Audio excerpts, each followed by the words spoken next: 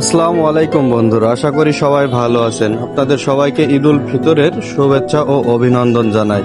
বিশ্বের সকল মুসলিম ভাই বোনদেরকে ঈদের শুভেচ্ছা এবং অভিনন্দন। ধন্যবাদ বন্ধুরা।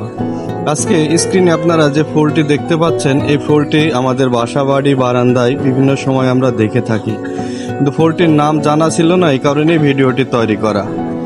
স্ক্রিনে যে ফুলটি দেখতে পাচ্ছেন, এই ফুলটির নাম হচ্ছে কমব্রেটাম ইন্ডিকাম, যা সাধারণত রেঙ্গুন লতা বা বার্মা লতা নামেও পরিচিত। এটিতে লাল ফুলের গুচ্ছসহ একটি লতা থাকে, যা গ্রীষ্মমণ্ডলীয় এশিয়ার বিভিন্ন স্থানে ঝোপঝাড়ে জন্মে থাকে। ফুলটি উপমহাদেশে মালয়েশিয়ায় এবং ফিলিপাইনে জন্মে থাকে। এই ফুলটি আরও বিভিন্ন নামে পরিচিত, যেমন ইন্ডিয়ান রেঙ্গুন লতা, বার্মা লতা, কমব্রেটাম ইন্ডিকাম, ইশক পেসান, মধুমঞ্জরি, মাধবীলতা, মধুমালতী, ইরান গুন, মল্লী পরিজাত, বিলায়তী চ্যাম্বেলি, রাধা মনোহরম ইত্যাদি নামে পরিচিত। ধন্যবাদ বন্ধুরা।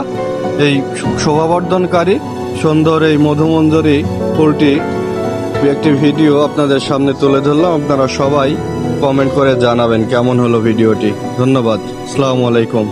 এই ফুলটি বাংলাদেশে মাধবীলতা নামে অধিক পরিচিত।